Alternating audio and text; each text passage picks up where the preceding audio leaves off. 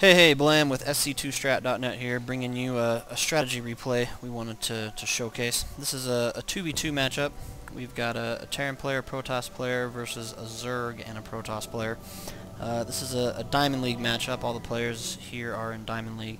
Actually, I think Timon is actually in Platinum, but for all intents and purposes, this is a 2v2 Diamond match. So they're on Tempest here, which is a pretty large map. However, they do scout each other pretty quickly here and realize that they're actually pretty close. In that, whether it was their play from the beginning or they decided to do it because of such close proximity, blue and red over here decide to go ahead and rush and apply some early pressure. What ends up happening is this 2v2 matchup quickly turns into 1v2 as purple is effectively wiped out.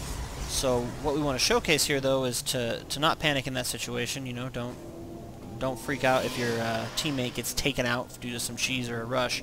There's plenty of things you can do on your own to capitalize on different pillars of the game and different advantages you may still have, right?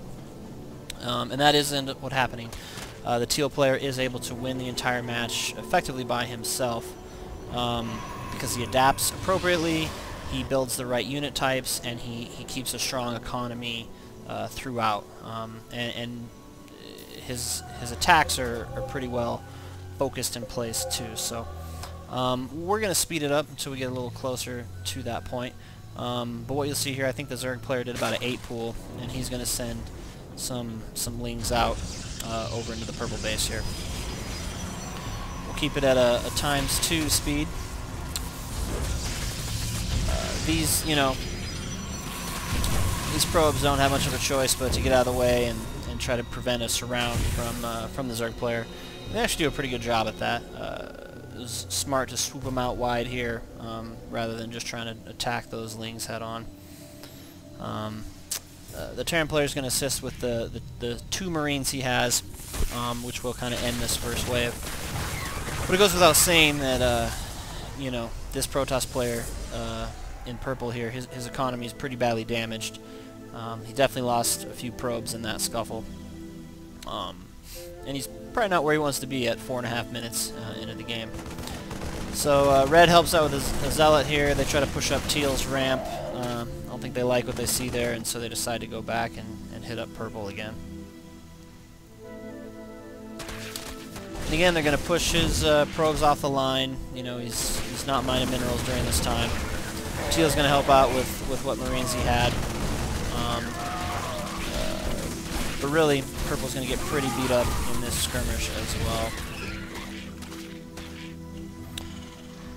So the Terran player starts to realize, hey, you know, my buddy's not doing so hot over there. I'm going to lay down some additional barracks. I'm going to focus on cheap Marine production. He sticks with a single gas. Keeps up with SCV production over here. And eventually converts these to, you know, have all reactors except for one he gets a tech lab on. So the Zerg player is kind of, you know, floating over here, checking things out, massing some more units down here. And purple is trying to rebuild, but this next push is not good for purple, and we'll talk about the decisions teal makes kind of during that. So speed it up a little bit here. These guys are going to rally down here. Once they get this wave in and they get another wave coming, they decide to go ahead and push in.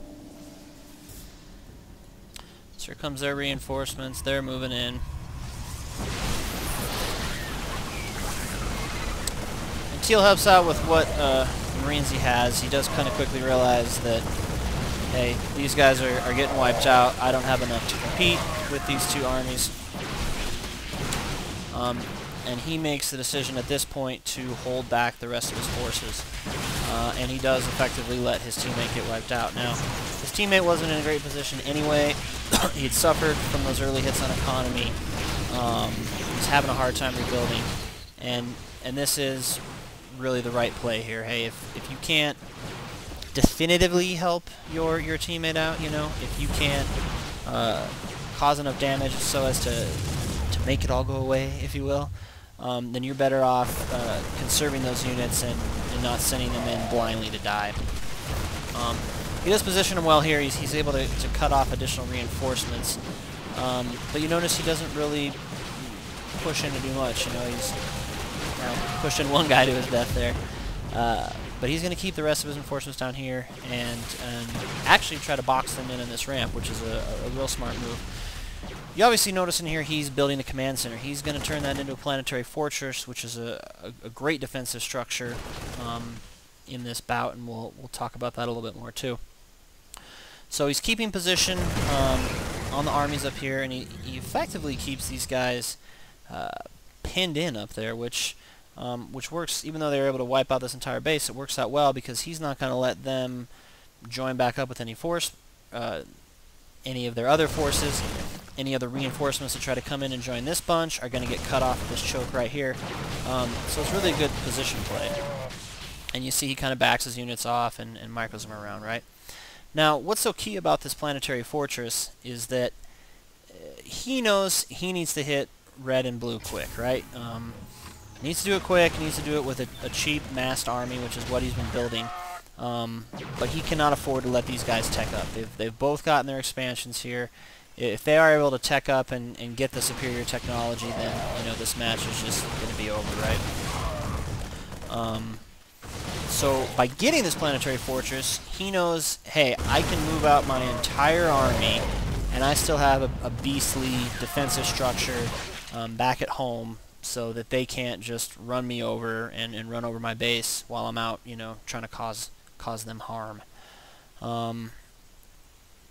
So real good move, I think, in putting this planetary fortress there and securing this choke point and protecting his main, so he can safely push out an army to try to do some damage there. So he's got shields, which was you know, probably the upgrade he was waiting for. He's going to get one more wave of units here, and then he's going to push out, knowing that this planetary fortress and this little SCV to repair it can help things back home.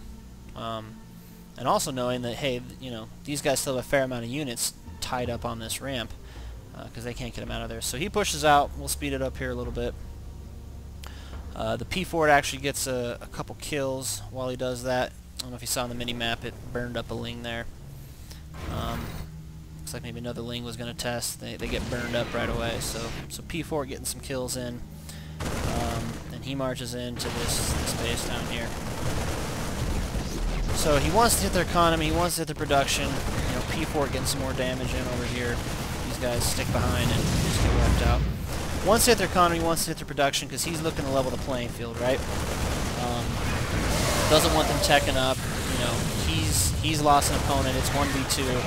Going to send in some cheap massed units and try to level the playing field here. These Banes should not have evolved right there. They would have been more useful had they evolved somewhere else, but so be it. And when he marches into the Zerg base here too, you know, he's hitting their production structures and the upgrade structure, right? Hitting the evolution chamber, going to take down the Banelene nest. Had he gone straight for the drones, it wouldn't have been as good a play. You know, a Zerg player can make new drones fairly quickly. Typically when you attack a Zerg base, you want to go after those production structures first, because that's where you're going to hurt them the most, right? So he's already got a whole other army amassed back here. Purple's able to get his base back finally after, you know, almost 17 minutes into the game. And these guys have stim now too, should he choose to use it, right? You can see his partner there commenting on his one-man army skills, which I think is pretty appropriate. He marches up here. You know, the force fields don't split him up too much. He actually backs into that force field there, which helped him on that ramp when those Zerglings couldn't get this around because they were trapped in this force field. I know I just kind of, excuse me, I know I kind of just zipped through some stuff there. If you check out sc2strat.net, I'll have the SC2 replay file up, so you can load this replay file yourself and check it out at your own speed if you're curious about any mechanics here that kind of missed in the game. And this is really about it, guys. You know, this army is able to do quite a bit of damage there. These Lings aren't going to be able to break it. They just roll into a wall of machine gun fire there. And he's going to march up into blue here and basically end it. So, again, that was kind of what we're trying to highlight here. If you're playing a team game, you're teammate, he gets rushed and taken out. Hey, the match ain't over, you know. And these were against a diamond and a platinum player here, and certainly seemed to know what they were doing, and you can counter just about anything, right? Teal made the right move. He said, you know, I'm not going to tech this game. He only ever had the one gas the entire time. Kept it with mineral-only Marines. Kept up that cheap production, and before the game got too late, was able to push into victory. Don't want to underscore the P-Fort there. That was a good move to provide some security back home while you do march all your forces out. So yeah, always look for opportunities to adapt and change up your build as you need, guys. Appreciate you watching. I won't dribble on too much longer here. Check out sc2strat.net. We got a bunch of guides up. We're gonna have more videos and all kinds of good things going on there. So, and if you want the replay file for this matchup right here, we'll have that hosted there too as well. So, yep. Thanks for watching and good luck out there.